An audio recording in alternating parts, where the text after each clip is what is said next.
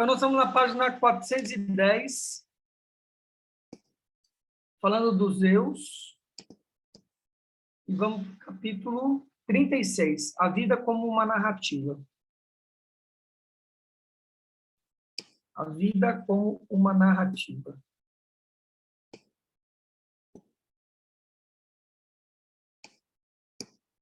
Ai, ai.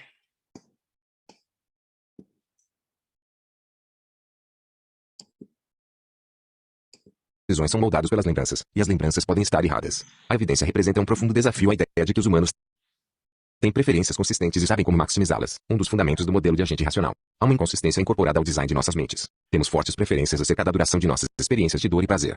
Queremos que a dor seja breve e que o prazer dure. Mas nossa memória, uma função do sistema 1, evoluiu para representar o momento mais intenso de um episódio de dor ou prazer, o pico, e as sensações quando o episódio estava em seu final. Uma memória que negligencia a duração não terá utilidade para nossa preferência por longos prazeres e sofrimentos curtos. Falando dos dois eus, você está pensando em seu casamento fracassado inteiramente da perspectiva do eu recordativo. Um divórcio é como uma sinfonia com um som de arranhões no fim. O fato de que terminou mal não significa que foi todo ruim. Esse é um mau caso de negligência com a duração. Você está dando a parte boa e a ruim de sua experiência um peso igual, embora a parte boa tenha durado 10 vezes mais do que a outra. 36. A vida como uma narrativa. Bem no início de meu trabalho sobre a mensuração da experiência, assisti à ópera de Verdi, La Traviata. Conhecida por sua música belíssima, ela é também uma história comovente do amor entre um jovem aristocrata e Violeta, uma cortesã. O pai do jovem aborda Violeta e a convence a abrir mão de seu amor, a fim de proteger a honra da família e as perspectivas de casamento da irmã do jovem. Em um ato de auto-sacrifício supremo, Violeta finge rejeitar um homem que adora. Pouco depois ela é acometida de consumpção, o termo usado para tuberculose no século X. No último ato, Violeta está morrendo, cercada por alguns amigos. Seu amado foi avisado e corre até Paris para vê-la. Ao saber da notícia, ela é transformada pela esperança e alegria, mas também está se deteriorando rapidamente. Não interessa quantas vezes você já assistiu à ópera, você é arrebatado pela tensão e medo do momento. O jovem enamorado chegará a tempo. Há uma sensação de que é imensamente importante que ele fique junto de sua amada antes que ela morra. Ele consegue, é claro, alguns maravilhosos duetos são cantados e após 10 minutos de música gloriosa a Violeta morre. A caminho de casa, voltando da ópera, fiquei pensando, por que nos importamos tanto com esses últimos 10 minutos? Percebi rapidamente que eu não dava a menor importância ao restante da vida de Violeta. Se me fosse informado que ela morreu com 27 anos, e não com 28, como eu acreditava, a notícia de que havia perdido um ano de vida feliz não teria me comovido em nada, mas a possibilidade de que perdesse os últimos 10 minutos importava um bocado. Além do mais, a emoção que senti pelo reencontro dos enamorados não teria mudado se eu viesse a saber que na verdade passaram uma semana juntos, e não 10 minutos. Se o jovem tivesse chegado tarde, porém, La Traviata teria sido uma história completamente diferente. Uma história sobre eventos significativos e momentos memoráveis, não sobre a passagem do tempo. A negligência com duração é normal em uma narrativa, e o fim muitas vezes define seu caráter. As mesmas características essenciais aparecem nas regras das narrativas e nas lembranças de colonoscopias, férias e filmes. É assim que o recordativo funciona. Ele compõe histórias e as retém para futura referência. Não é apenas na ópera que pensamos na vida como uma história e desejamos que termine bem. Quando ouvimos falar na morte de uma mulher que se afastou da própria filha por muitos anos, queremos saber se as duas se reconciliaram quando a morte se aproximou. Não estamos preocupados com os sentimentos da filha. É a narrativa da vida da mãe que queremos incrementar. Importar-se com as pessoas muitas vezes assume a forma de uma preocupação com a qualidade de suas histórias, não com seus sentimentos. De fato, podemos ficar profundamente comovidos até com eventos que mudam as histórias de pessoas que já morreram. Sentimos pena de um homem que morreu acreditando que a sua esposa ainda o amava, ao saber que ela teve um amante por muitos anos e continuou com o marido apenas pelo dinheiro. Sentimos pena do marido mesmo ele tendo vivido uma vida feliz. Sentimos a humilhação de um cientista que fez uma importante descoberta que se mostrou falsa depois que ele morreu, mesmo que não tenha sofrido a humilhação. O mais importante, é claro, todos nos importamos intensamente com a narrativa de nossa própria vida, queremos muito que seja uma boa história, com um herói decente. O psicólogo Ed Jenner e seus alunos se perguntaram se a negligência com a duração e a regra do pico-fim governariam avaliações de vidas inteiras. Eles usaram uma breve descrição da vida de uma personagem fictícia chamada Jen, uma mulher que nunca se casou nem nunca teve filhos, e que morreu instantaneamente sendo num acidente de automóvel. Numa versão da história de Jen, ela foi extremamente feliz durante toda a sua vida, que durou 30 ou 60 anos, apreciando seu trabalho, tirando férias, passando tempo com os amigos e em seus hobbies. Outra versão acrescentou 5 anos extras à vida de Jen, que agora morria quando estava com 35 ou 65 anos. Os anos extras foram descritos como agradáveis, mas menos do que antes. Depois de ler uma biografia esquemática de Jen, cada participante respondia 2 perguntas, tomando a vida dela como um todo. Até que ponto você acha que a vida de Jen foi desejável? E que total de felicidade ou infelicidade você diria que Jen experimentou em sua vida? Os resultados forneceram evidência clara tanto da negligência com a duração como do efeito pico-fim. Em um experimento entre sujeitos, diferentes participantes viram diferentes formatos. Dobrar a duração da vida de Jen não teve o menor efeito na desejabilidade de sua vida, ou no julgamento sobre a felicidade total que Jen experimentou. Claramente, sua vida foi representada por uma fatia de tempo prototípica, não como uma sequência de fatias de tempo. Consequentemente, sua felicidade total foi a felicidade de um período típico em sua vida, não a soma, ou integral, de felicidade pela duração de sua vida. Como esperado segundo essa ideia, Jenner e seus alunos também descobriram um efeito menos é mais, um indicativo forte de que uma média, protótipo, veio substituir uma soma. Acrescentar 5 anos ligeiramente felizes a uma vida muito feliz causou uma queda substancial nas avaliações da felicidade total dessa vida. Por insistência minha, eles também colheram dados sobre o efeito dos 5 anos extras em um experimento intrassujeito. Cada participante emitiu os 2 julgamentos em imediata sucessão. A despeito de minha longa experiência com erros de julgamento, eu não acreditava que pessoas racionais podiam dizer que acrescentar 5 anos ligeiramente felizes a uma vida a tornariam substancialmente pior. Eu estava errado. A intuição de que os decepcionantes 5 anos extras tornavam a vida toda pior foi esmagadora. O padrão de julgamentos pareceu tão absurdo que Jenner e seus alunos inicialmente acharam que isso representava a tolice típica dos jovens que tomavam parte em seus experimentos. Entretanto, o padrão não mudou quando os pais e amigos mais velhos dos alunos responderam as mesmas perguntas. Na avaliação intuitiva de vidas inteiras, bem como de breves episódios 2, picos e fins importam, mas duração não. O trabalho de parto e os benefícios de férias sempre surgem como objeções à ideia de negligência com duração. Todos nós partilhamos da intuição de que é muito pior que um trabalho de parto dure 24 horas do que 6 horas e de que os 6 dias em um bom resort é melhor do que 3. A duração parece importar nessas situações, mas isso apenas porque a qualidade do fim muda com a extensão do episódio. A mãe está mais esgotada e desamparada após 24 horas do que após 6 horas, e o veranista está mais revigorado e descansado após 6 dias do que após 3. O que verdadeiramente importa quando aferimos intuitivamente tais episódios é a deterioração progressiva ou incremento da experiência em progresso, e como a pessoa se sente no fim. Férias amnésicas. Considere uma opção de férias. Você prefere passar uma semana relaxante na praia familiar onde foi no último verão? Ou espera enriquecer seu estoque de lembranças? Indústrias distintas se desenvolveram para atender as duas alternativas. Resorts oferecem relaxamento revigorante. Turismo tem a ver com ajudar as pessoas a construir histórias e juntar lembranças. O frenesi fotográfico de muitos turistas sugere que armazenar lembranças é com frequência um importante objetivo, e molda tanto os planejamentos para as férias como a experiência de gozá-las. O fotógrafo não vê a cena como um momento a ser saboreado, mas como uma futura lembrança a ser projetada. Fotos podem ser úteis para o recordativo, embora raramente as olhemos por um longo tempo, ou com a frequência que imaginávamos, ou nem sequer as olhemos. Mas bater fotos não necessariamente é o melhor modo de um experiencial do turista apreciar uma vista. Em muitos casos avaliamos as férias turísticas pela história e as lembranças que esperamos armazenar. A palavra inesquecível é com frequência usada para descrever os principais momentos das férias, revelando explicitamente o objetivo da experiência. Em outras situações, o amor nos vem à mente, a declaração de que o atual momento nunca será esquecido, embora nem sempre seja bem assim, muda o caráter do momento. Uma experiência sabidamente inesquecível ganha um peso e uma significação que de outro modo ela não teria. Ed Jenner e sua equipe forneceram evidência de que é o recordativo que escolhe as férias. Eles pediram a estudantes para escrever diários e registrar uma avaliação diária de suas experiências durante as férias. Os estudantes forneceram também uma classificação global das férias quando elas terminaram. Finalmente, indicaram se pretendiam ou não repetir as férias que haviam acabado de ter. A análise estatística determinou que as intenções para as férias futuras foram inteiramente determinadas pela avaliação final, mesmo quando essa pontuação não representou precisamente a qualidade da experiência que haviam descrito nos diários. Como no experimento da mão gelada, certo ou errado, as pessoas escolhem por lembrança quando decidem se querem ou não repetir uma experiência. Um experimento mental sobre suas próximas férias vai lhe permitir observar sua atitude em relação ao seu experiencial. No fim das férias, todas as fotos e vídeos serão destruídos. Além disso, você vai tomar uma porção que apagará todas as suas lembranças da viagem. Como essa perspectiva afetaria seu projeto de férias? Quanto você estaria disposto a pagar por elas, comparado a férias normalmente inesquecíveis? Embora eu não tenha estudado formalmente as reações a essa situação, minha impressão ao discuti-la com as pessoas é de que a eliminação das lembranças reduz enormemente o valor da experiência. Em alguns casos, as pessoas tratam a si mesmas como tratariam outro amnésico, escolhendo maximizar o prazer total mediante a volta a um lugar onde foram felizes no passado. Porém, algumas pessoas dizem que não se dariam absolutamente ao trabalho de ir, revelando que se importam apenas com o recordativo, e importam-se menos com seu experiencial amnésico do que com um estranho amnésico. Muitos observam que não mandariam nem a si mesmos, nem outro amnésico para escalar montanhas ou fazer trilhas na floresta, porque essas experiências são sobretudo dolorosas em tempo real e adquirem valor com a expectativa de que tanto a dor como a alegria de atingir o objetivo serão inesquecíveis. Para outro experimento mental, imagine que você está diante de uma cirurgia dolorosa durante a qual vai permanecer consciente. Eles lhe explicam que você vai gritar de dor e implorar que o cirurgião pare.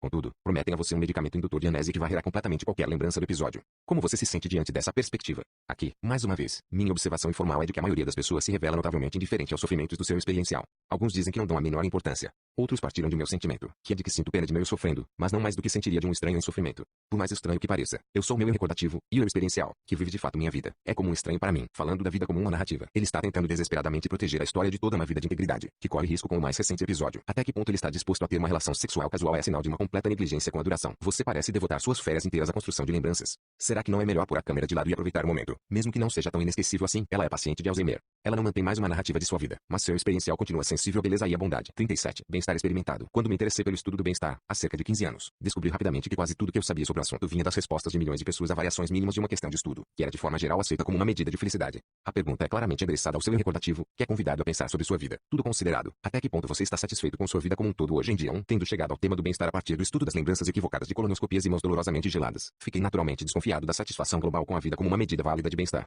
Como meu recordativo não se mostrar uma boa testemunha em meus experimentos, concentrei-me no bem-estar do experiencial. Propus que fazia sentido dizer que ele foi feliz no mês de março se passou a maior parte do tempo empenhado em atividades que teria preferido continuar em vez de parar, pouco tempo em situações das quais queria escapar e, muito importante, pois a vida é curta, não tempo demais em um estado neutro em que não se importaria se fosse de um jeito ou de outro. Há muitas experiências diferentes que preferiríamos continuar em lugar de parar, incluindo os prazeres tanto mentais como físicos. Um dos exemplos que eu tinha em mente para uma situação que ele desejaria continuar é a total absorção em uma tarefa, o que Malik Csikszentmihalyi chama de fluxo, um estado que alguns artistas vivenciam em seus momentos criativos e que muitas outras pessoas atingem quando fascinadas por um filme, um livro ou palavras cruzadas. Interrupções não são bem-vindas em nenhuma dessas situações. Também tive lembranças de uma infância tenra e feliz em que eu sempre chorava quando minha mãe vinha me separar de meus brinquedos para me levar para o parque, e chorava outra vez quando ela me tirava do balanço e do escorregador. A resistência à interrupção era um sinal de que eu estava me divertindo, tanto com meus brinquedos como no parquinho. Propus medir a felicidade objetiva de Elaine precisamente como avaliamos a experiência dos dois pacientes de colonoscopia, estimando um perfil do bem-estar que ela vivenciou em sucessivos momentos de sua vida. Nisso eu estava seguindo o método do hedonômetro de Edgeworth de um século atrás. Em meu entusiasmo inicial por essa abordagem, fiquei inclinado a descartar o recordativo de Elaine como uma testemunha propensa ao erro para o verdadeiro bem-estar de seu experiencial. Suspeitei que essa posição fosse extrema demais, o que se revelou ser mesmo, mas foi um bom começo. Bem-estar experimentado. Montei um Grant 2 que incluía 3 outros psicólogos de diferentes especialidades e um economista, e arregaçamos as mangas para desenvolver uma mensuração do bem-estar do experiencial.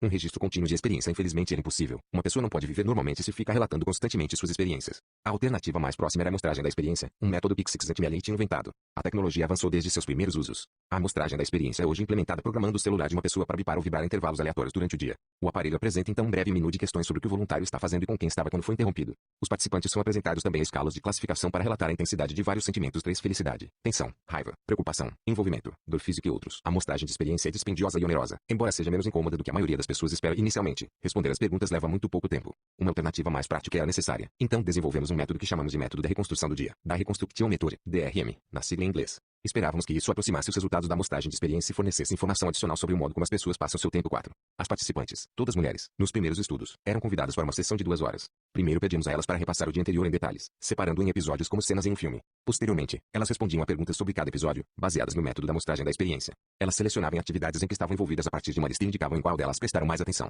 Também listavam os indivíduos com quem haviam estado, e classificavam a intensidade de diversos sentimentos em escalas de 0 a 6 separadas. 0 igual a ausência de sentimento, 6 igual ao sentimento mais intenso. Nosso método valia-se da evidência de que pessoas capazes de recuperar da memória em detalhes uma situação passada também são capazes de reviver os sentimentos que a acompanharam, até mesmo vivenciando seus antigos sinais fisiológicos de emoção. 5. Presumimos que nossas participantes recordariam de forma razoavelmente precisa a sensação de um momento prototípico do episódio. Diversas comparações com a amostragem de experiência confirmaram a validade do DRM. Como os participantes relatavam também as ocasiões em que os episódios começavam e terminavam, fomos capazes de calcular uma medida ponderada por duração do que sentiam durante todo o dia acordadas. Episódios mais longos contavam mais do que episódios curtos em nossa medição sumária do afeto diário. Nossos questionários incluíam também medições de satisfação com a vida, que interpretamos como a satisfação do eu recordativo. Utilizamos o DRM para estudar os fatores determinantes tanto do bem-estar emocional como da satisfação de vida entre muitos milhares de mulheres nos Estados Unidos, França e Dinamarca. A experiência de um momento ou de um episódio não é facilmente representada por um único valor de felicidade. Há muitas variantes de sentimentos positivos, incluindo amor, alegria, envolvimento, esperança, diversão e muitas outras. Emoções negativas também vêm em muitas variedades, incluindo raiva, vergonha, depressão e solidão. Embora as emoções positivas e negativas existam ao mesmo tempo, é possível classificar a maioria dos momentos da vida como positivos ou negativos. No fim das contas, podemos identificar episódios desagradáveis comparando as classificações de adjetivos positivos e negativos.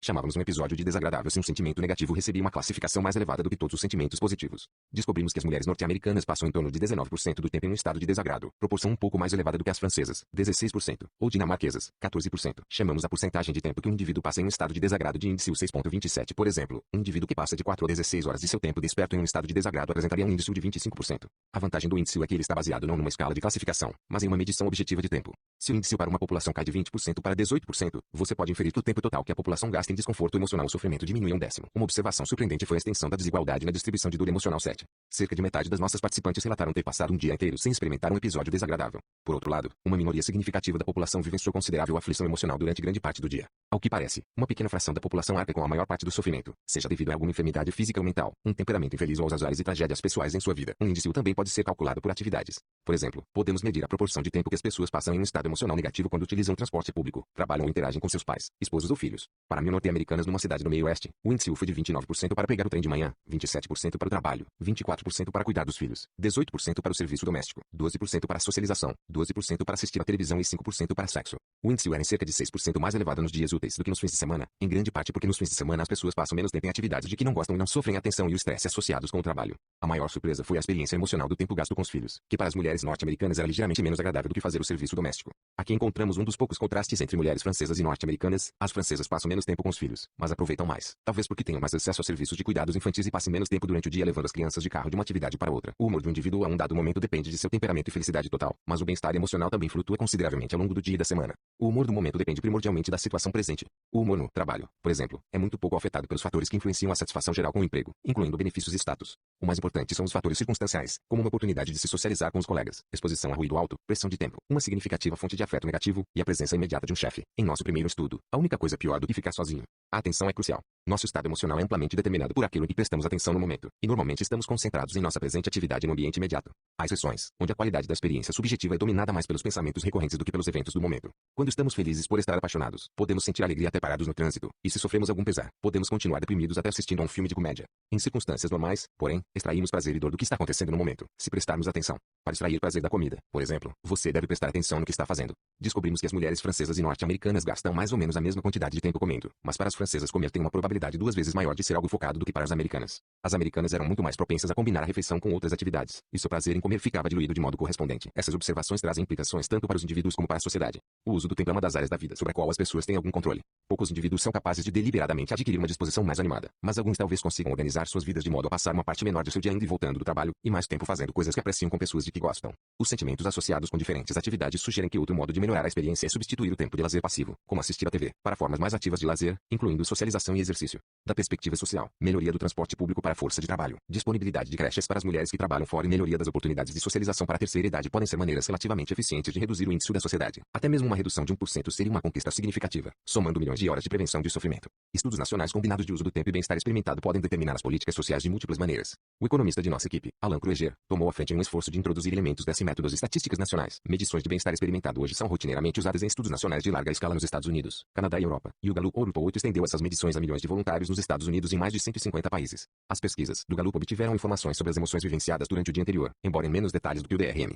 As amostras gigantes permitem análises extremamente refinadas, o que tem confirmado a importância dos fatores circunstanciais, saúde física e contato social para o bem-estar experimentado. Não é de surpreender que uma dor de cabeça torne a pessoa infeliz e que o segundo melhor prognosticador dos sentimentos de um dia seja se uma pessoa teve ou não contatos com amigos ou parentes. É apenas um leve exagero dizer que felicidade é a experiência de passar o tempo com as pessoas que você ama e que amam você. Os dados do Gallup permitem uma comparação de dois aspectos de bem-estar. Ponto mediano bem-estar que as pessoas sentem quando vivem suas vidas. Ponto mediano julgamento que fazem quando avaliam a própria vida. A avaliação de vida do Gallup é medida por uma questão conhecida como Cantril Self-Anchoring Striving Scale, escala de esforço de autoancoragem Cantril. Imagine uma escada com degraus numerados de 0 na base e 10 no topo. O topo da escada representa a melhor vida possível para você e a base da escada representa a pior vida possível para você. Em que degrau da escada você diria que se sente presente neste momento? Alguns aspectos da vida têm mais efeito na avaliação da vida de uma pessoa do que na experiência de viver. A conquista educacional é um exemplo. O maior grau de instrução está associado com a avaliação mais elevada da vida, mas não com um maior bem-estar experimentado. Na verdade, pelo menos nos Estados Unidos, pessoas com maior instrução tendem a relatar maior estresse. Por outro lado, saúde ruim tem um efeito adverso muito mais forte no bem-estar experimentado do que na avaliação da vida. Viver com os filhos também impõe um custo significativo na moeda corrente dos sentimentos diários. Relatos de estresse e raiva são comuns entre pais, mas os efeitos adversos sobre a avaliação da vida são menores. A participação religiosa também tem impacto favorável relativamente maior no afeto positivo e na redução de estresse do que na avaliação da vida. Surpreendentemente, porém, a religião não fornece qualquer redução nos sentimentos de depressão ou preocupação. Uma análise de mais de 450 mil respostas para o Gallup Advice Wellbeing Index 9, um levantamento diário de 1.000 norte-americanos, fornece uma resposta surpreendentemente precisa para a pergunta feita com maior frequência na pesquisa de bem-estar: dinheiro compra felicidade? A conclusão é que o ser pobre torna a pessoa infeliz, e que ser rico pode intensificar a satisfação da vida de alguém, mas, na média, não melhora o bem-estar experimentado. A pobreza extrema intensifica os efeitos vivenciados com outros infortúnios da vida. Em particular, a doença é bem pior para os muito pobres 10 do que para os que vivem com mais conforto. Uma dor de cabeça aumenta a proporção dos que relatam tristeza e preocupação de 19% a 38% para os indivíduos nos 2/3 superiores da distribuição de renda. Os números correspondentes para a 10ª parte mais pobre são 38% e 70%, um nível de linha de base mais elevado e um crescimento muito maior. Diferenças significativas entre os muito pobres e os outros também são encontradas para os efeitos de divórcio e solidão. Além do mais, os efeitos benéficos do fim de semana no bem-estar experimentado são significativamente menores para os muito pobres do que para a maioria dos demais. O nível de saciedade além do qual o bem-estar experimentado para de crescer era uma renda familiar de cerca de $75 mil anuais em áreas de custo elevado 11. Podia ser menos em áreas onde o custo de vida é menor. O crescimento médio de bem-estar experimentado associado com rendas além desse nível era precisamente zero. Isso é surpreendente porque uma renda mais elevada indubitavelmente permite a aquisição de muitos prazeres, incluindo férias em lugares interessantes e ingressos para óperas, bem como um ambiente de vida melhorado. Porque esses prazeres agregados não aparecem nos relatórios de experiência emocional. Uma interpretação plausível é de que maior renda está associada com uma capacidade reduzida de usufruir os pequenos prazeres da vida. Há sugestiva evidência a favor dessa ideia. Em estudantes estimulados pela ideia de riqueza, o prazer que seus rostos expressam ao comer uma barra de chocolate é reduzido. Ponto de exclamação 12. Há um claro contraste entre os efeitos da renda no bem-estar experimentado e na satisfação de vida. Renda mais elevada traz consigo satisfação mais elevada, muito além do ponto em que deixa de ter qualquer efeito positivo na experiência. A conclusão geral é tão clara para o bem-estar quanto foi para colonoscopias. A avaliação que as pessoas fazem de suas vidas e a experiência real podem estar relacionadas, mas também são diferentes. Satisfação de vida não é uma medição perfeita de seu bem-estar experimentado, como eu pensava alguns anos atrás. É algo completamente diferente. Falando de bem-estar experimentado, a meta das políticas públicas deve ser a redução do sofrimento humano. Objetivamos um índice mais baixo na sociedade. Lidar com a depressão e a pobreza extrema deve ser uma prioridade. O modo mais fácil de aumentar a felicidade é controlar seu uso do tempo. Você consegue achar mais tempo para fazer as coisas de que gosta. Quando você ultrapassa o nível de rendimento da saciedade, pode adquirir mais experiências prazerosas, mas vai perder parte de sua capacidade de usufruir as menos caras. 27 o index, no original. Aqui trazendo um adendo que é importante, né? Quando ele fala a meta das políticas públicas deve ser a redução do sofrimento humano, lembrar, né? Ou chamar a atenção da gente o que é verdadeiramente o sofrimento, né? Que significa isso, né? Sofrimento vem de dor. Ele trouxe a história da colonoscopia, essa história toda. Só que o sofrimento é a dor repetida que já não existe. É a pessoa ficar sofrendo por aquilo que ela passou. Por isso que ele fala da memória, aquela coisa toda. Bati o braço na parede, senti dor. Vai passar 1 hora, 2 horas, um dia, não importa. 48 horas, aquela dor vai sumir. Mas eu posso ficar falando daquela dor, reclamando da parede o resto da minha vida. Isso é sofrimento, né? Isso é sofrimento.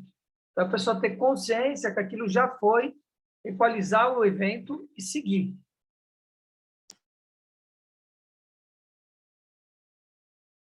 De um Pleasant Stat. N do T. 38. Pensando sobre a vida. A figura 16 é tirada de uma análise de Andrew Clark, Ed Jenner e Amis Georgelis, do painel socioeconômico alemão 1, em que se perguntou a um mesmo grupo de pessoas todos os anos sobre o seu grau de satisfação com a própria vida. Os participantes relataram também grandes mudanças que haviam ocorrido em sua condição de vida durante o ano precedente. O gráfico mostra o nível de satisfação relatado pelas pessoas próximo à época em que se casaram. Figura 16. O gráfico inevitavelmente provoca risadas nervosas nas plateias, e o nervosismo é fácil de compreender. Afinal, pessoas que decidem se casar o fazem ou porque esperam que isso as torne mais felizes ou porque esperam que a criação de um laço permanente irá manter o presente estado de felicidade. Para usar um termo útil introduzido por Daniel Gilbert e Timothy Wilson, a decisão de se casar reflete, para muitas pessoas, um erro brutal de previsão afetiva. 2. Affective forecasting.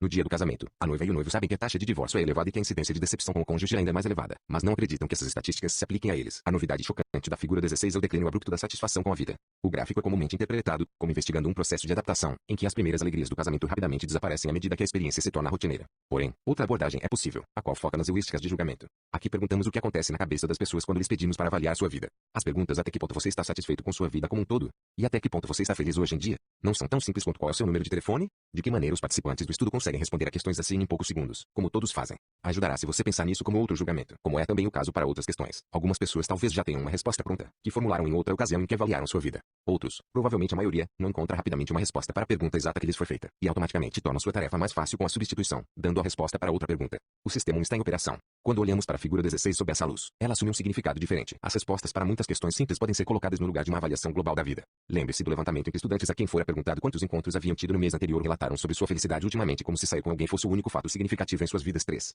Em outro conhecido experimento nessa mesma linha, Norbert Charles e seus colegas convidaram os voluntários ao laboratório para preencher um questionário sobre seu grau de satisfação com a vida. 4. Antes que iniciassem a tarefa, porém, ele lhes pedia para fotocopiar uma folha de papel para ele. Metade dos participantes encontrava uma moeda de 10 centavos sobre a máquina, plantada ali pelo pesquisador. O pequeno episódio de sorte ocasionava uma melhoria notável no grau de satisfação com a vida como um todo informado pelos participantes. Uma heurística do humor é um modo de responder a perguntas sobre satisfação com a vida. O estudo dos encontros e o experimento da moeda sobre a máquina demonstrou, como se pretendia, que as respostas a questões de bem-estar global devem ser recebidas com o pé atrás. Mas é claro que seu presente humor não é a única coisa que vem à sua mente quando lhe pedem para avaliar sua vida. Você provavelmente irá recordar eventos significativos em seu passado recente ou num futuro próximo, preocupações recorrentes, como a saúde do cônjuge ou as más companhias com que sua filha adolescente anda, realizações importantes e fracassos dolorosos. Algumas ideias que são relevantes à pergunta irão lhe ocorrer, muitas outras, não. Mesmo quando não influenciado por acidentes completamente irrelevantes, como a moeda na máquina. O placar que você rapidamente atribui à sua vida é determinado por uma pequena amostra de ideias altamente disponíveis, não por uma cuidadosa ponderação dos domínios de sua vida. Pessoas que se casaram recentemente, ou que estão esperando se casar num futuro próximo, provavelmente se lembrarão do fato quando lhes for feita uma pergunta geral sobre sua vida. Como o casamento é quase sempre voluntário nos Estados Unidos, quase todo mundo que é lembrado de seu casamento recente ou iminente ficará feliz com a ideia.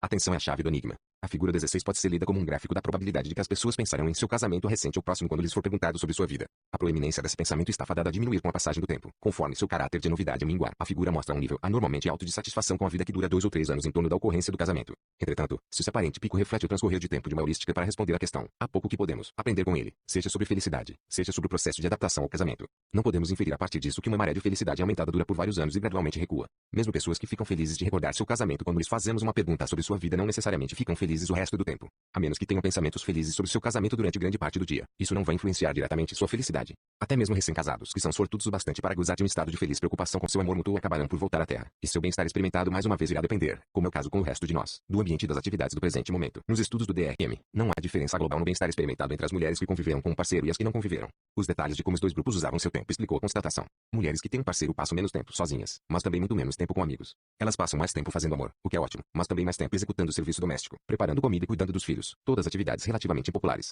E é claro que a grande quantidade de tempo que mulheres casadas passam com seus maridos é muito mais agradável para algumas do que para outras. O bem-estar experimentado na média não é influenciado pelo casamento, não porque o casamento não faz diferença para a felicidade, mas porque ele muda determinados aspectos da vida para melhor, e outros para pior. Um dos motivos para as baixas correlações entre as circunstâncias dos indivíduos e sua satisfação com a vida é que tanto a felicidade vivenciada como a satisfação com a vida são amplamente determinadas pela genética do temperamento. A disposição para o bem-estar é uma característica tão hereditária quanto a altura ou inteligência, como demonstrado por estudos de gêmeos separados no nascimento. Pessoas que parecem igualmente afortunadas variam enormemente no grau de felicidade. Em alguns casos, como no casamento, as correlações com o bem-estar são baixas devido aos efeitos de equilíbrio. A mesma situação pode ser boa para para algumas pessoas e ruim para outras, e novas circunstâncias apresentam tanto benefícios como custos. Em outros casos, como renda elevada, os efeitos sobre a satisfação com a vida são de modo geral positivos, mas o panorama é complicado pelo fato de que algumas pessoas ligam muito mais para dinheiro do que outras. Um estudo em grande escala do impacto da educação superior, que foi conduzido para outras finalidades, revelou evidências surpreendentes dos efeitos permanentes das metas que pessoas jovens estabelecem para si. 5. Os dados relevantes foram extraídos de questionários colhidos em 1995 a 1997 de aproximadamente 12 mil pessoas que haviam começado o ensino superior em faculdades de elite em 1976. Quando tinham 17 ou 18 anos, os participantes haviam preenchido um questionário em que classificaram a meta de ser muito bem-sucedido, financeiramente 6 em uma escala de 4 pontos, indo de não é importante a essencial.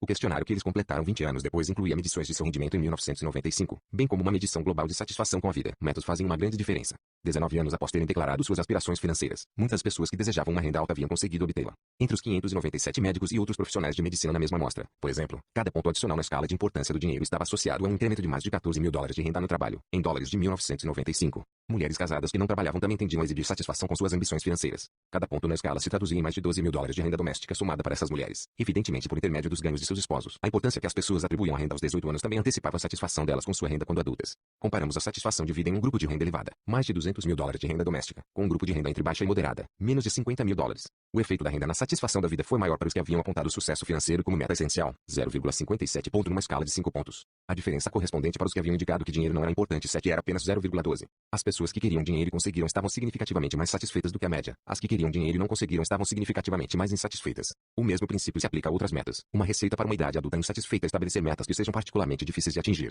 Medida pela satisfação de vida há 20 anos depois, a meta menos promissora que uma pessoa jovem podia ter tido era mostrar talento em alguma arte. As metas da adolescência influenciam o que acontece com as pessoas, aonde vão chegar e até que ponto estão satisfeitas. Em parte devido a essas descobertas, mudei de ideia sobre a definição de bem-estar. As metas que as pessoas estabelecem para si são tão importantes para o que elas fazem e para como se sentem em relação a isso que um foco exclusivo no bem-estar experimentado não se sustenta. Não podemos defender um conceito de bem-estar que ignore o que as pessoas querem. Por outro lado, também é verdade que um conceito de bem-estar que ignore como as pessoas se sentem enquanto vivem e que se concentra apenas em como se sentem quando pensam a respeito de sua vida também é insustentável. Temos de aceitar as complexidades de uma visão híbrida, em que o bem-estar de ambos os eus seja considerado. A ilusão de foco podemos inferir pela velocidade com que as pessoas respondem a perguntas sobre sua vida, e pelas impressões do atual humor em suas respostas, que as não se empenham em um exame cuidadoso quando avaliam sua vida. Elas devem estar utilizando heurísticas, que são exemplos tanto de substituição como de Wizard. Embora a visão que tem de suas vidas tenha sido influenciada por uma pergunta sobre encontros amorosos ou por uma moeda na máquina de Xerox, os participantes desses estudos não esquecem que há outras coisas na vida além de sair com alguém ou se sentir sortudo. O conceito de felicidade não é subitamente alterado por achar 10 centavos, mas o sistema prontamente substitui sua totalidade por uma pequena parte dele. Qualquer aspecto da vida para o qual a atenção é dirigida somará como grande numa avaliação global. Isso é a essência da ilusão de foco, focusing illusion, que pode ser descrita numa única frase. Nada na vida é tão importante quanto você pensa que é quando você está pensando a respeito. A origem dessa ideia foi uma discussão em família sobre uma mudança da Califórnia para Princeton, em que minha esposa alegou que as pessoas são mais felizes na Califórnia do que na costa leste.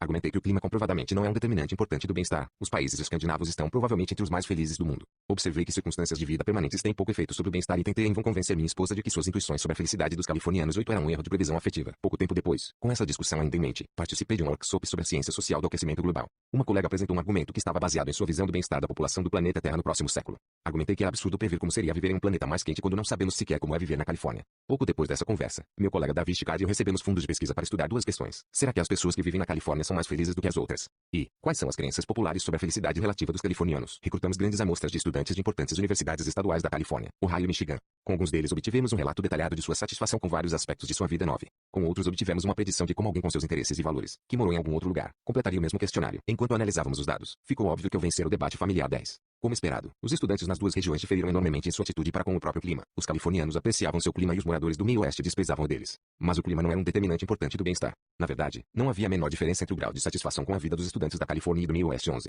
Descobrimos também que minha esposa não estava sozinha em sua crença de que os californianos gozam de maior bem-estar que os demais. Estudantes em ambas as regiões partilhavam da mesma visão equivocada, e fomos capazes de verificar que seu erro estava ligado a uma crença exagerada na importância do clima. Descrevemos o erro como uma ilusão de foco. A essência da ilusão de foco é o exati, dar peso demais ao clima, e de menos a todos os demais determinantes do bem-estar. Para apreciar até que ponto essa ilusão é forte, tire alguns segundos para considerar a questão. Quanto prazer você tem com seu carro? Uma resposta lhe veio à mente de imediato. Você sabe quanto gosta e usufrui de seu carro. Agora examine uma pergunta diferente. Quando você tem prazer com seu carro? 12. A resposta a essa pergunta pode surpreendê-lo, mas é inequívoca. Você obtém prazer, ou desprazer, com seu carro quando pensa no seu carro, o que provavelmente não ocorre com muita frequência. Sob circunstâncias normais, você não passa muito tempo pensando sobre seu carro quando está dirigindo. Você pensa em outras coisas quando dirige, e seu humor é determinado por qualquer coisa em que você esteja pensando. Aqui, mais uma vez, quando tentou classificar quanto gostava de seu carro, você na verdade respondeu a uma questão bem mais restrita: quanto prazer você você tem com seu carro quando pensa sobre ele. A substituição o levou a ignorar o fato de que você raramente pensa sobre seu carro, uma forma de negligência com a duração. O resultado é uma ilusão de foco. Se você gosta de seu carro, é provável que exagere o prazer que extrai dele, o que vai enganá-lo quando pensar nas virtudes de seu atual veículo, bem como quando contemplar a compra de um novo. Um viés similar distorce julgamentos sobre as felicidades dos californianos. Quando lhe perguntam sobre a felicidade dos californianos, você provavelmente invoca uma imagem de alguém tomando parte em algum aspecto distintivo da experiência de viver na Califórnia, como caminhar no verão ou admirar o ameno clima de inverno.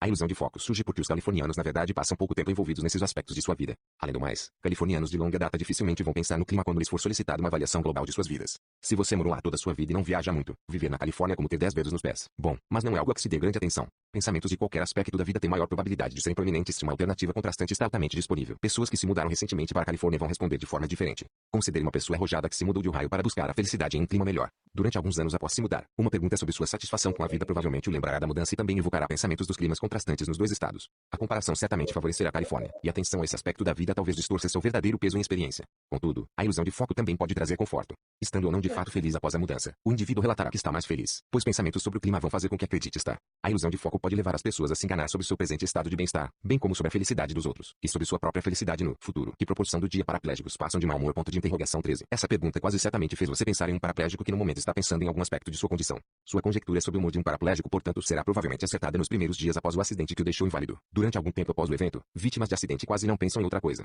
Mas, com o tempo, com poucas exceções, a atenção sempre se afasta de uma nova situação à medida que ela se torna mais familiar. As principais exceções são dor crônica, exposição constante a ruído alto e depressão severa. Dor e ruído são biologicamente ajustados como sinais para chamar a atenção, e a depressão envolve um ciclo autorreforçador de pensamentos infelizes. Desse modo, não há adaptação para essas condições. A paraplegia, porém, não é uma das exceções. Observações detalhadas revelam que os paraplégicos exibem razoável bom humor mais da metade do tempo já um mês após seu acidente, embora o humor deles fique certamente sombrio quando pensam em sua situação. 14. Na maior parte do tempo, porém, os paraplégicos trabalham, leem, divertem-se com piadas e com os amigos e sentem raiva quando leem sobre política no jornal. Quando estão envolvidos em qualquer uma dessas atividades, não ficam muito diferentes de qualquer outra pessoa, e podemos esperar que o bem-estar experimentado dos paraplégicos seja quase normal na maior parte do tempo. A adaptação a uma nova situação, tanto boa como má, consiste em grande parte em pensar cada vez menos a respeito. Nesse sentido, a maioria das circunstâncias de vida a longo prazo, incluindo paraplegia e casamento, são estados que a pessoa habita em período parcial, apenas quando presta atenção neles. Um dos privilégios de lecionar em Princeton é a oportunidade de orientar alunos brilhantes na pesquisa de suas teses. E uma de minhas experiências preferidas nessa linha foi um projeto em que Beruria colheu e analisou dados de uma empresa de pesquisa que pedia aos consultados para estimar a proporção de tempo que os paraplégicos passavam de mau humor.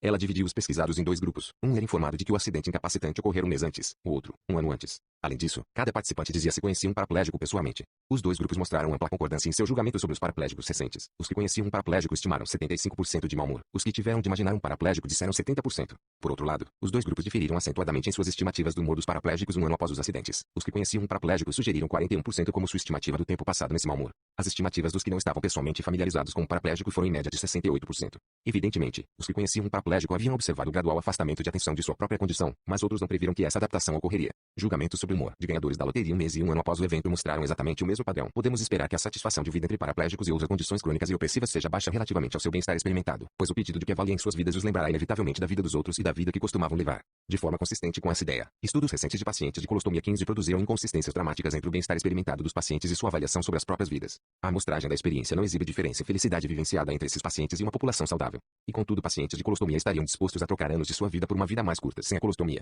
Além do mais, pacientes cuja colostomia foi revertida lembram de seu período nessa condição como horrível, e abririam mão ainda mais de sua vida restante para não ter de voltar a ela. Aqui parece que o eu recordativo está sujeito a uma ilusão de foco maciça sobre a vida que o experiencial suporta bastante confortavelmente. Daniel Gilbert e Timothy Wilson adotaram a palavra Missuanting de 2816 para descrever as más escolhas surgidas de erros de previsão afetiva. Essa palavra merece entrar para o vocabulário cotidiano. A ilusão de foco, que Gilbert e Wilson chamam de focalismo, é uma rica fonte de Missuanting. Em particular, ela nos torna propensos a exagerar o efeito de aquisições significativas ou circunstâncias alteradas em nosso futuro bem-estar. Compare dois compromissos que vão mudar alguns aspectos de sua vida. Comprar um confortável carro novo e integrar um grupo que se encontra semanalmente, digamos, para um jogo de pôquer ou um clube do livro. Ambas as experiências serão uma novidade e trarão empolgação no começo. A diferença crucial é que você acabará prestando pouca atenção no carro conforme o utiliza, mas sempre estará ligado na interação social com a qual se comprometeu. Por Wizard, você tende a exagerar os benefícios de longo prazo do carro, mas é improvável que cometa o mesmo equívoco com uma reunião social com atividades que inerentemente exigem sua atenção, como jogar tênis ou aprender a tocar violoncelo. A ilusão de foco cria um viés em favor dos bens e experiências que são inicialmente empolgantes, mesmo que no fim das contas eles percam seu apelo. O tempo é negligenciado, fazendo com que as experiências que irão conservar seu valor de atenção a longo prazo sejam menos apreciadas do que merecem. O tempo todo. O papel do tempo tem sido um refrão nesta parte do livro.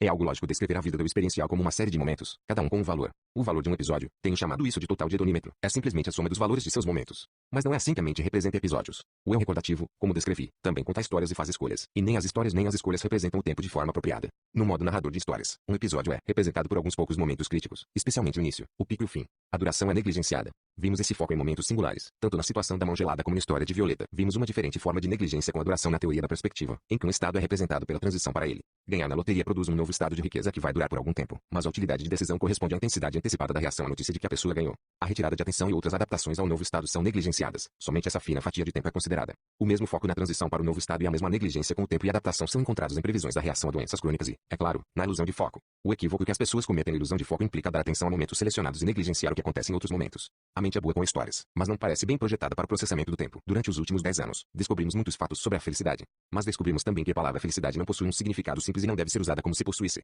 Às vezes o progresso científico nos deixa mais confusos do que estávamos antes. Falando de pensar sobre a vida, ela pensava que comprar um carro bonito ia torná-la mais feliz. Mas como se viu, isso foi um erro de previsão afetiva. O carro quebrou a caminho do trabalho hoje de manhã e ele ficou de mau humor. Esse não é um bom dia para lhe perguntar sobre sua satisfação com o emprego. Ela parece bem alegre na maior parte do tempo, mas, quando alguém lhe pergunta, diz que está muito infeliz. Talvez perguntar faça com que pense em seu divórcio recente. Comprar uma casa maior talvez não nos torne mais felizes a longo prazo. Podemos estar sofrendo uma ilusão de foco. Ele optou por dividir seu tempo entre duas cidades. Provavelmente, foi um caso grave de miswanting. 28 do prefixo mis, enganoso, ruim, equivocado. Ewanting, querer, carência. N do T. Conclusões. Comecei este livro apresentando dois personagens fictícios. Passei algum tempo discutindo duas espécies e terminei com dois eus. Os dois personagens foram o intuitivo Sistema 1, que exerce o pensamento rápido, e o oneroso e mais lento Sistema 2, que executa o pensamento lento. Monitora o Sistema 1 e mantém o controle da melhor forma que pode dentro de seus recursos limitados. As duas espécies eram os fictícios Econs, que vivem no mundo da teoria, e os humanos, que atuam no mundo real. Os dois eu são eu experiencial, que vive, e o eu recordativo, que mantém a contagem do placar e faz as escolhas. Neste capítulo final vou considerar algumas aplicações das três distinções, abordando-as em ordem inversa. Dois eus. A possibilidade de conflitos entre o eu recordativo e os interesses do eu experiencial revelou-se um problema mais difícil do que julguei inicialmente. Em um antigo experimento, o estudo da mão gelada, a combinação da negligência com a adoração e da regra do pico-fim levou a escolhas que eram manifestamente absurdas, porque as pessoas iriam se expor de livre e espontânea vontade a sofrimento desnecessário. Os participantes de nosso experimento deixaram a escolha ao seu eu recordativo, preferindo repetir o teste que deixava a melhor lembrança, embora implicasse mais sofrimento. Escolher conforme a qualidade da lembrança talvez se justifique em casos extremos, por exemplo, quando o estresse pós-traumático é uma possibilidade, mas a experiência da mão gelada não era traumática. Um observador objetivo fazendo a escolha em nome de outra pessoa iria indubitavelmente escolher a exposição curta, favorecendo o experiencial do sofredor. As escolhas que as pessoas fazem em seu próprio nome são com bastante frequência descritas como equívocos. A negligência com a adoração e a regra do pico-fim na avaliação de histórias, tanto na ópera como nos julgamentos sobre a vida de Jim, são igualmente indefensáveis. Não faz sentido avaliar toda uma vida por seus últimos momentos, ou não atribuir peso a alguma adoração ao decidir qual vida é mais desejável. O eu recordativo é uma construção do sistema 2. Entretanto, os traços distintivos do modo como ele avalia episódios e vidas são característicos de nossa memória. A negligência com a adoração e a regra do pico-fim originam-se no sistema 1 e não necessariamente correspondem aos valores do sistema 2. Acreditamos que a adoração é importante, mas nossa memória nos diz que não é. As regras que governam a avaliação do passado são guias ruins para nossa tomada de decisão, pois o tempo importa, e muito. O fato central de nossa existência é que o tempo é o recurso finito supremo, mas o eu recordativo ignora essa realidade. A negligência com a adoração, combinada à regra do pico-fim, ocasiona um viés que favorece antes um curto período de intensa alegria do que um longo período de felicidade moderada. A imagem espelhada do mesmo viés nos faz temer um período curto de sofrimento tolerável, porém intenso, mais do que temer um período muito mais prolongado de sofrimento moderado. A negligência com a adoração também nos torna propensos a aceitar um longo período de desprazer moderado porque o fim será melhor, e favorece abrir mão de uma oportunidade para um período prolongado e feliz se houver a probabilidade de que ele tenha um final ruim. Para levar essa mesma ideia ao ponto do desconforto, considere a seguinte advertência: não faça isso, você vai se arrepender. O conselho soa como sábio, pois o arrependimento antecipado é o veredito do eu recordativo e somos inclinados a aceitar tais julgamentos como definitivos e conclusivos. Não devemos nos esquecer, porém, que a perspectiva do eu recordativo nem sempre é correta. Um observador objetivo do perfil do donímetro, com os interesses do eu experiencial em mente, pode muito bem oferecer um conselho diferente. A negligência com a adoração do eu recordativo, sua ênfase exagerada nos picos e fins e sua suscetibilidade ao retrospecto combinam-se para produzir reflexos distorcidos de nossa experiência real. Por outro lado, a concepção ponderada por duração de bem-estar trata todos os momentos da vida de modo similar, sejam eles inesquecíveis ou não. Alguns momentos acabam com um peso maior do que outros, seja porque são inesquecíveis, seja porque são importantes. O tempo que as pessoas gastam detendo-se em um momento inesquecível deve ser incluído em sua duração, contribuindo para seu peso. Um momento também pode ganhar importância alterando-se a experiência dos momentos subsequentes. Por exemplo, uma hora passada praticando violino pode intensificar a experiência de muitas horas tocando ou ouvindo música anos mais tarde. Similarmente, um evento breve e horrível que causa impact deve ser pesado segundo a duração total do sofrimento a longo prazo que causa. Na perspectiva ponderada por duração, podemos determinar apenas o fato de que um momento é inesquecível ou significativo. As afirmações de que sempre vou me lembrar, ou este é um momento significativo devem ser tomadas como promessas ou previsões, que podem ser falsas, e muitas vezes são, mesmo quando feitas com total sinceridade. Existem grandes chances de que muitas coisas que dizemos que nunca vamos esquecer já estarão há muito esquecidas 10 anos depois. A lógica da ponderação por duração é convincente, mas não pode ser considerada uma teoria completa do bem-estar porque os indivíduos se identificam com o seu recordativo e se importam com sua própria história. Uma teoria do bem-estar que ignora o que as pessoas querem não pode se sustentar. Por outro lado, uma teoria que ignora o que de fato acontece na vida das pessoas e se concentra exclusivamente no que elas pensam sobre sua própria vida tampouco é defensável. O eu recordativo e o eu experiencial devem ambos ser considerados, pois seus interesses nem sempre coincidem. Os filósofos poderiam se debater com essas questões por um longo tempo. A questão de qual dos dois eus importa mais não é uma questão apenas para os filósofos. Ela traz implicações para as políticas públicas em diversos campos, notadamente a medicina e a previdência social. Considere o investimento que deve ser feito no tratamento de diversos problemas médicos, incluindo cegueira, surdez ou falência renal. Será que os investimentos devem ser determinados pelo grau de temor das pessoas em relação a essas enfermidades?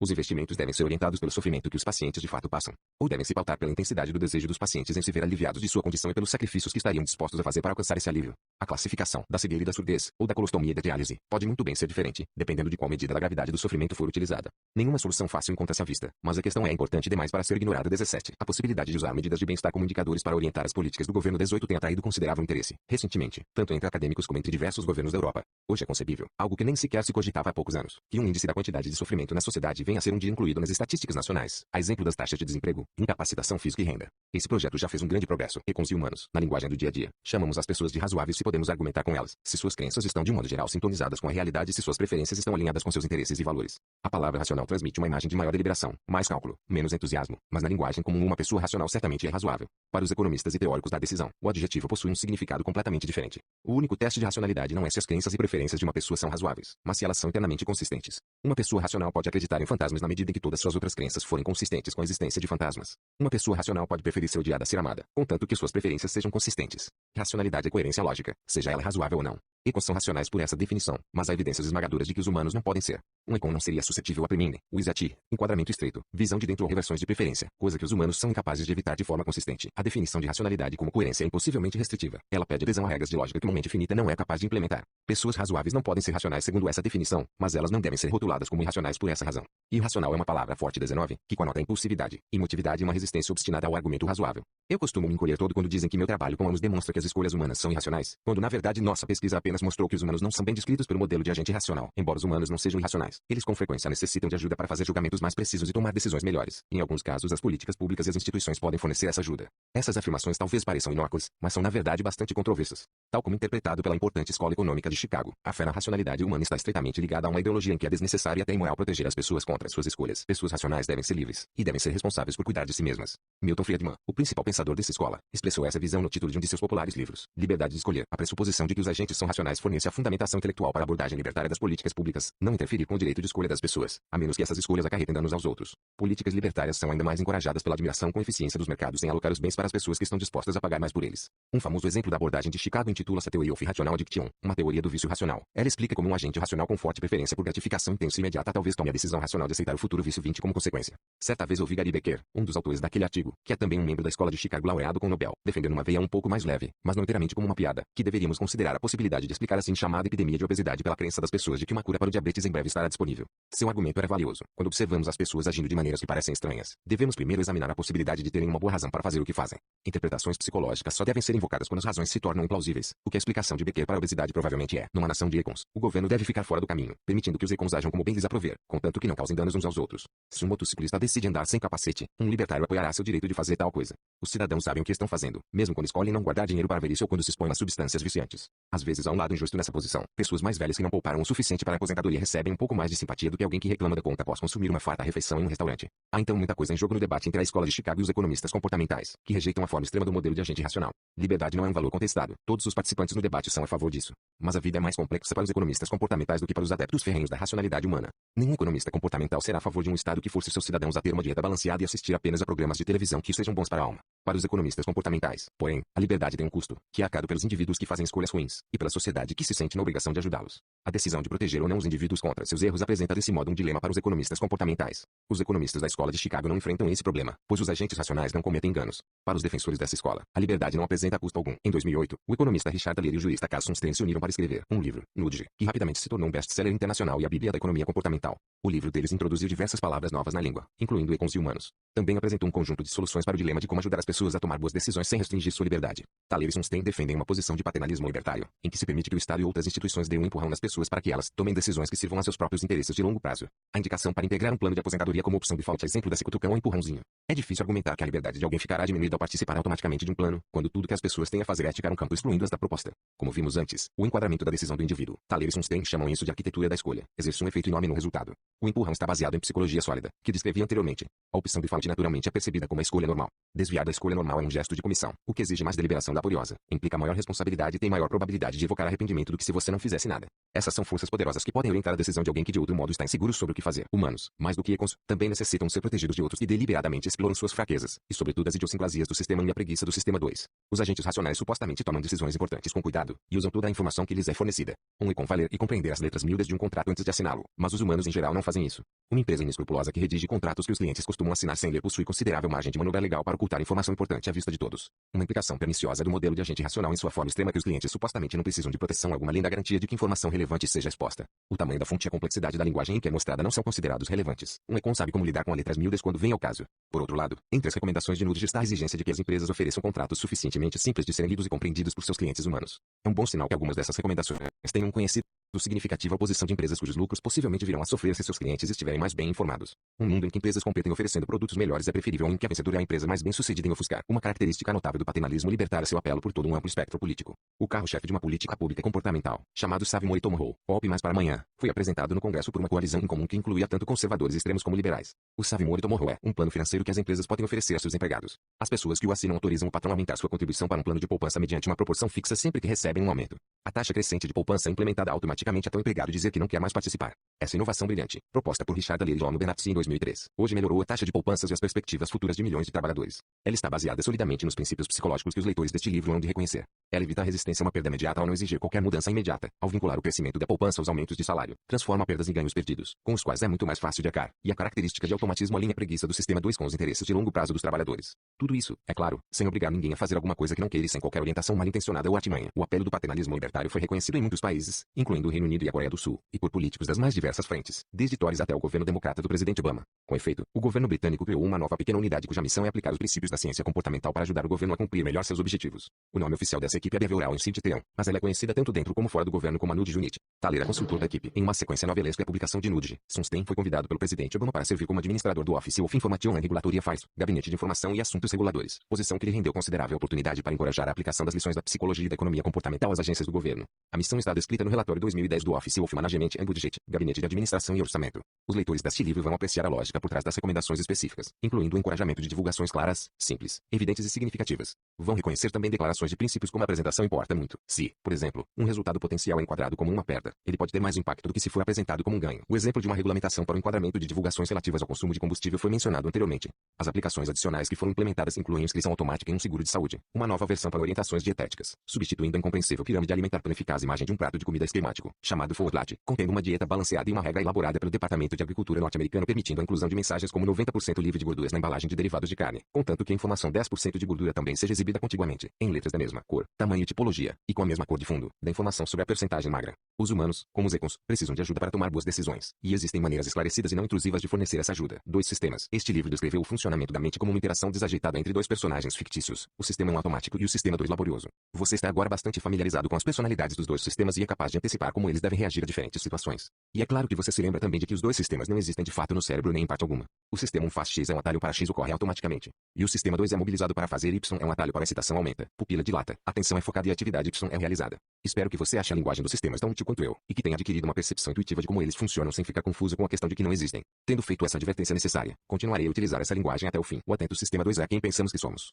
O sistema 2 articula julgamentos e faz escolhas, mas com frequência endossa ou racionaliza ideias e sentimentos que foram gerados pelo sistema 1.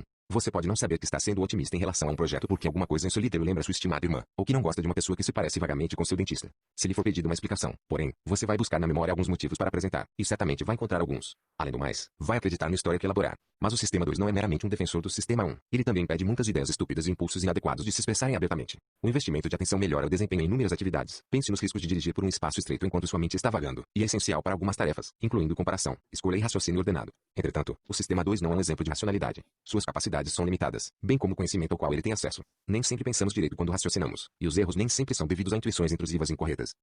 Nosso sistema 2, muitas vezes cometemos erros porque não sabemos em que estamos nos metendo. Passei mais tempo descrevendo o sistema 1, e devotei muitas páginas a erros de julgamento e escolha intuitivos que atribuí a ele. Porém, o número relativo de páginas é um indicador pobre do equilíbrio entre as maravilhas e falhas do pensamento intuitivo. O sistema 1 é de fato a origem de grande parte do que fazemos errado, mas é também a origem da maior parte do que fazemos certo, que é a maior parte do que fazemos. Nossos pensamentos e ações são rotineiramente guiados pelo sistema 1 e em geral estão corretos. Uma das maravilhas é o rico e detalhado modelo de nosso mundo que é mantido na memória associativa. Ele distingue a surpresa dos eventos normais numa fração de segundo. Gera imediatamente uma ideia do que era esperado em lugar de uma surpresa e automaticamente procura alguma interpretação causal de surpresas e eventos à medida que eles têm lugar. A memória detém também um vasto repertório de habilidades que adquirimos numa vida inteira de prática, o qual automaticamente produz soluções adequadas para os desafios à medida que surgem, desde contornar uma grande pedra no caminho até evitar a iminente explosão furiosa de um cliente. A aquisição de habilidades exige um ambiente regular, uma oportunidade adequada para praticar e um feedback rápido e inequívoco sobre a precisão dos pensamentos e ações. Quando essas condições são preenchidas, a habilidade acaba se desenvolvendo, e os julgamentos e escolhas intuitivos que rapidamente vêm à mente estarão na maior parte corretos. Tudo isso é uma operação do sistema 1, o que significa que ocorre automaticamente com rapidez. Um sinal de desempenho proficiente é a capacidade de lidar com vastas quantidades de informação de maneira veloz e eficaz. Quando é encontrado um desafio para o qual uma reação apta está disponível, essa reação é evocada.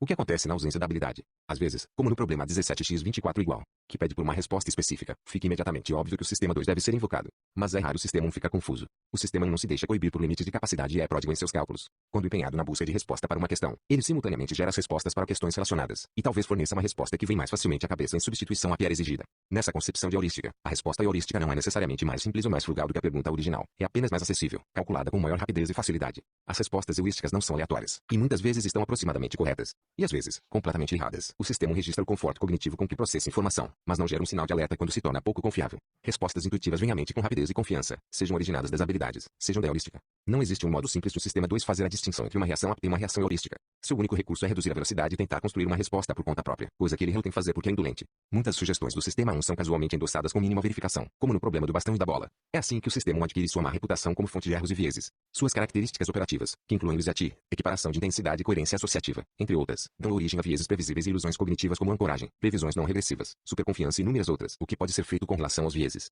Como podemos melhorar os julgamentos e decisões, tanto dos nossos próprios como das instituições a que servimos e que estão a nosso serviço? A resposta breve é que pouca coisa pode ser conseguida sem um considerável investimento de esforço. Como sei por experiência, o sistema 1 não é prontamente educável, a não ser por alguns efeitos que atribuo na maior parte à idade. Meu pensamento intuitivo é tão propenso à superconfiança, previsões extremas e falácia do planejamento quanto era antes que eu estudasse essas questões. Melhorei apenas em minha capacidade de reconhecer situações em que os erros são prováveis. Este número vai ser uma âncora. A decisão poderia ser outra se o problema for reenquadrado. E fiz muito mais progresso em reconhecer os erros dos outros que os meus próprios. O modo de bloquear erros originados no sistema 1 é simples. Em princípio, procure reconhecer os sinais de que você está pisando em um campo minado cognitivo. Reduza a velocidade e peça apoio do sistema 2. Eis como você irá proceder quando se deparar da próxima vez com a ilusão de moler e ler. Quando olhar para linhas com aletas que apontam em diferentes direções, vai reconhecer a situação como um caso em que não deve confiar em suas impressões sobre o comprimento. Infelizmente, esse procedimento sensato tem menor probabilidade de ser empregado quando ele é mais necessário. Qualquer um gostaria de ter um sinal de alarme que tocasse audivelmente sempre que estivéssemos prestes a cometer um erro grave, mas um sinal como esse não está disponível. E ilusões cognitivas são geralmente mais difíceis de reconhecer do que ilusões perceptivas. A voz da razão talvez seja muito mais fraca do que a voz em alto e bom som de uma intuição equivocada, e questionar suas intuições é desagradável quando você enfrenta o estresse de uma decisão importante.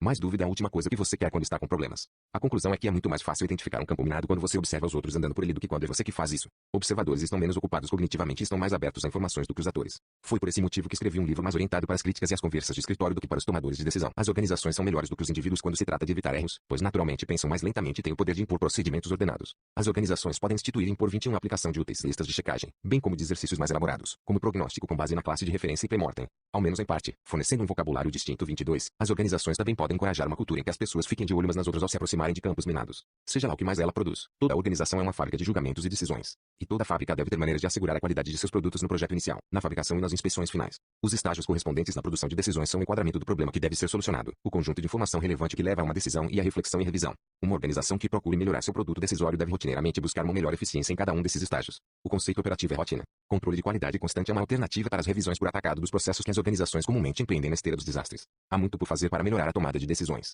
Um exemplo dentre vários é a notável ausência de treinamento sistemático para a habilidade essencial de conduzir reuniões eficientes. Finalmente, uma linguagem mais rica é essencial para a prática da crítica construtiva. Muito ao modo da medicina, a identificação de erros de julgamento é uma tarefa diagnóstica, que exige um vocabulário preciso. O nome de uma doença é um cabide em que tudo que se conhece sobre a doença fica pendurado, incluindo vulnerabilidades, fatores ambientais, sintomas, prognósticos e tratamento. Similarmente, nomes como efeitos de ancoragem, enquadramento estreito ou coerência excessiva trazem juntos à memória tudo o que sabemos sobre um viés, suas causas, seus efeitos e o que pode ser feito a respeito dele. Há uma conexão direta entre uma fofoca mais precisa na hora do cafezinho e decisões melhores. Os tomadores de decisão às vezes estão mais capacitados a imaginar as vozes dos fofoqueiros presentes e dos críticos futuros do que escutar a hesitante voz de suas próprias dúvidas. Eles farão escolhas melhores quando tiverem confiança de que seus críticos são sofisticados e justos, e quando esperarem que sua decisão seja julgada pelo modo como foi tomada, não apenas pelas consequências que acarretou. Apêndice A.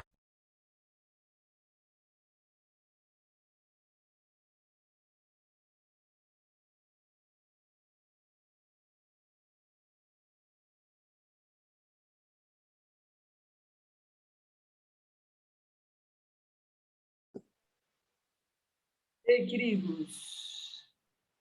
Então, A partir daqui, são apêndices que ele vai trazer, então não vamos ler esses apêndices, tá? O livro acaba aqui, e eu acho que está de bom tamanho já a leitura. É um livro chato pra caramba, falei hoje no Mastermind. É um livro importante, mas ele é chato, porque ele é um estudo científico traduzido em um livro. E tem muitos exemplos de estatística, etc. O fato é, resumo da ópera, foi o que eu fiz lá no Mastermind hoje de manhã. Sistema 1, Sistema 2. Sistema 1 é um sistema intuitivo, Sistema 2 é um sistema que está conectado com a racionalidade, o que se vê de uma forma no planejamento, um sistema mais racional, o outro mais intuitivo. E ele traz vários exemplos de como isso se predomina em nós, como estrutura humana. Né? Uns são mais sistema 1, outros são mais sistema 2. E que nós temos que olhar isso em relação a nós mesmos, em relação ao outro. Como é que o outro está se comunicando? Como é que você está se comunicando? E você não se bastar no sistema que você foi estruturado. Ao contrário, se você é um sistema 1, você precisa adquirir sistema 2. Se você é sistema 2, você precisa adquirir sistema 1 para fazer a união dessas duas coisas. E ter um diálogo mais preciso com as pessoas, mais flexível ou mais rigoroso. Por um outro lado, é entender que esses sistemas são usados pela mídia e pelo governo, que a gente chama governo oculto do mundo, político, religioso, econômico. Esse governo manipulador que faz com que você se torne um refém, te coloca num cativeiro nesse lugar. Você fica dependente, alienado, né, desse sistema. Pertence a alguém? Não, pertence a uma classe. Pertence a um sistema que foi criado aí ao longo do tempo. Então, se você sabe disso, desse sistema 1 e 2 e como se usa, você pode ficar esperto e desperto para que você não seja laçado por esse sistema. É isso que ele traz, basicamente, né, no livro. Alguém quer fazer alguma consideração final? Perguntas?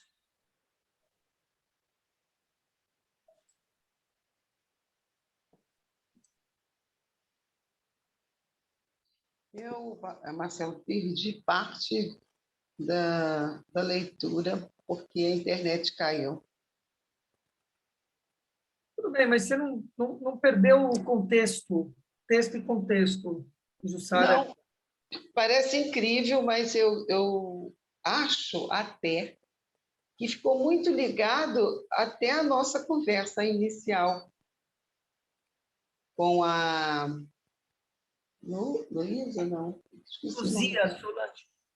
que é a Luzia Solange, bem resumido, dentro do nosso viver, dentro do nosso contexto, ali pequeno, né? Foi um círculo pequeno. Não sei nem por que surgiu aquele assunto e está culminando um pouco com esse aí. Tá tudo em ressonância, né? Nada está isolado. Está tudo aí. Foi o que eu falei hoje no Aliança 559, né? A gente precisa aprender a ler sinais, formas, cores, números. A gente tem que estar esperto para esse lugar, porque pulsa de uma forma. Vermelho pulsa diferente do azul. Uma linha reta pulsa diferente de uma linha redonda. Tudo é átomo, tudo vibra, tudo pulsa. Se você lê os sinais, fica tudo mais simples. E a frequência, né? Isso. A pessoa tem uma conexão que você não sabe de onde vem do universo, né? Não sabe se você não tem capacidade de leitura. É isso que eu estou dizendo. Se você tem uma capacidade de leitura, do que você sabe que é vermelho, cinza, porque é isso, tem uma frequência, vibra, pulsa de alguma forma. Se você essa leitura... Desculpa. Pode falar, José. Essa leitura a gente faz a cada dia dentro da gente mesmo, né? Mas e fora? Também. Então, Essa é a capacidade que nós temos que desenvolver. Quando nós estamos falando de uma capacidade racional e intuitiva, não é físico, tem nada com físico. Tem a ver com o estado vibracional. Você vibra mais concreto, vibra mais aberto. Agora, não é só aí. É o que eu estou dizendo, o vermelho, ele vibra de um jeito diferente do azul. Eu sempre faço esse experimento com as pessoas. Vocês podem experimentar isso que eu estou falando. Fica num ambiente escuro, um quarto escuro, e liga uma luz branca. E experimenta o que é aquela luz branca. Apaga a luz branca e acende a luz azul. Veja se você vai ficar do mesmo jeito. Apaga a azul de LED e acende uma verde. Apaga a verde e acende a vermelha. Uma lâmpada de LED vermelha. Primeiro muda completamente a frequência. Você não precisa falar para a pessoa, ela percebe a frequência mudando. Ah, mas isso está sendo induzido porque você está olhando. Tá bom, filho, fecha o olho. Fecha o olho. E muda agora a frequência e fala, bom, e aí, o que você está sentindo? Vai estar em ressonância. A pessoa vai estar sentindo isso. Mais que isso. A hora que pinta o vermelho, ela sente calor numa luz de LED, que não emite calor, teoricamente. Né? Mas está mudando a ambiência. Cor muda a ambiência. Forma muda a ambiência. E as pessoas não têm noção disso. Né? É verdade. Vivem simplesmente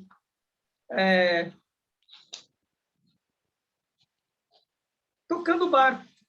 Você sabe, eu resolvi, eu nunca me atentei para o lilás, mas no início dessa pandemia eu resolvi pintar a minha casa de lilás por fora. Você E sabe qual... Hã? Sim, continua, perdão. E eu me senti assim muito bem. E eu também senti que ficou apesar da minha consciência achava que era uma cor meio triste, apagada, eu comecei a ter um outro olhar para ela. E comecei a olhar as flores também, vários tons de roxo, e porque eu não gostava da cor rosa, você vê? Então, quando eu resolvi pintar a casa de lilás para ficar diferente, porque todo mundo na rua estava outras cores, eu disse, vou botar uma cor bem suave. E aconteceu essas coisas. Agora, hoje eu gosto, convivo bem com essa cor. Você Agora, sabe, você sabe qual que é a frequência do lilás? não. É a frequência de Saint-Germain, a frequência da transmutação. Água limpa onde tem água suja, transmuta. É. Roxo, lilás, púrpura, violeta, toda essa frequência de cor é uma cor de transmutação. Uau! É. Essa é a frequência. Essa é a frequência. É. Então, ela veio naturalmente, né? Uhum.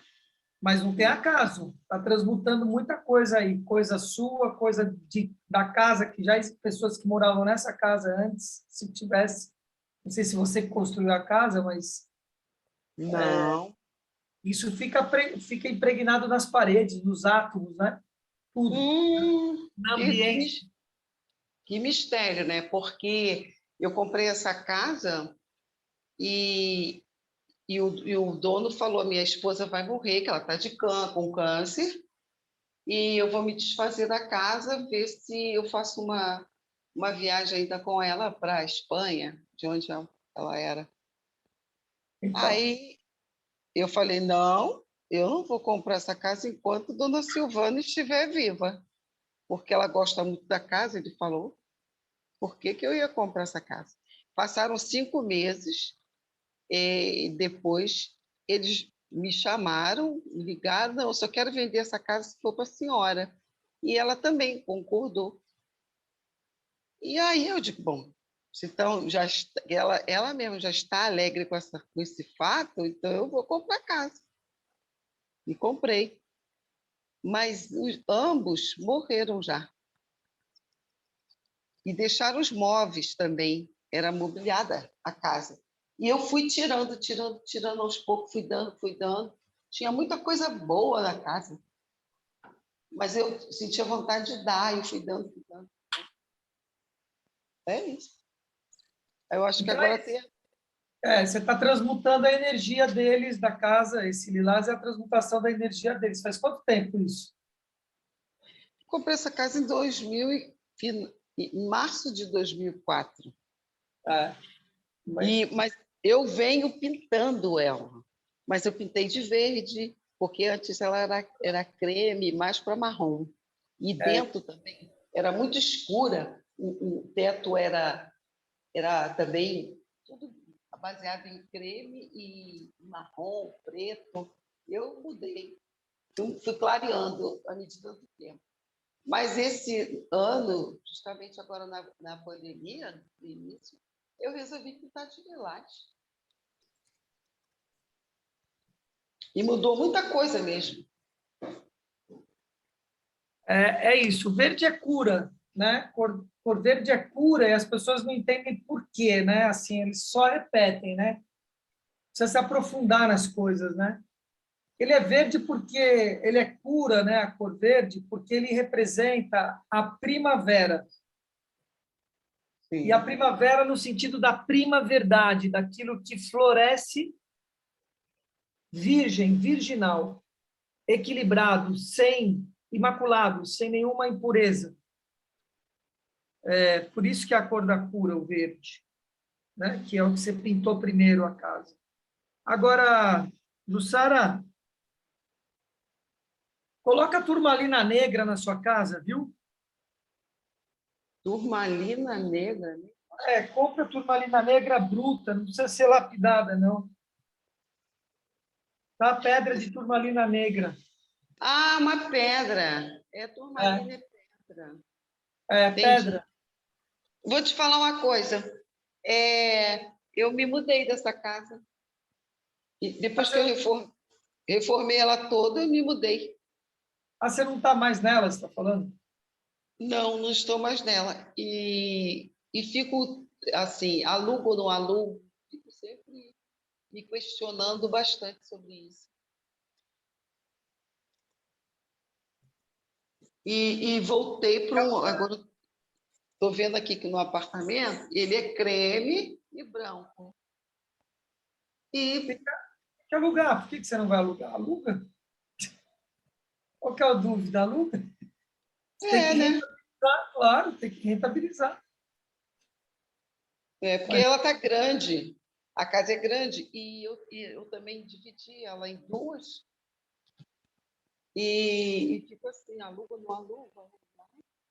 E ela está lá. Eu acho que absurdo é esse. De repente, eu me vim em outro lugar e vim. Não é distante, mas eu saí de lá depois que reformei. Estranho isso. Seu microfone está falhando um pouquinho, mas deu para entender você. Muito bem, Jussara. Queridos, algo mais que vocês queiram colocar? Ou podemos seguir o nosso sábado? Tenho gravações para fazer. Tenho 4 gravações para fazer aqui. 4 não. 4, acho. E vamos seguir. Silêncio é uma prece? Então, dou por encerrado esse maravilhoso livro. Chato, mas maravilhoso. Semana que vem, nós vamos ler A Arte da Confiança. Vai ser meio que um pepino esse lugar, porque não tem audiobook. Então, eu vou tentar ver um esquema aqui que talvez o Google leia. Vamos ver como é que eu me ajeito nesse lugar. Tá? Mas segunda-feira terá uma solução, segunda pela manhã. 240 páginas, deve dar umas 220 páginas, tirando o começo, etc. Então, são 30 páginas por dia, mamão com açúcar.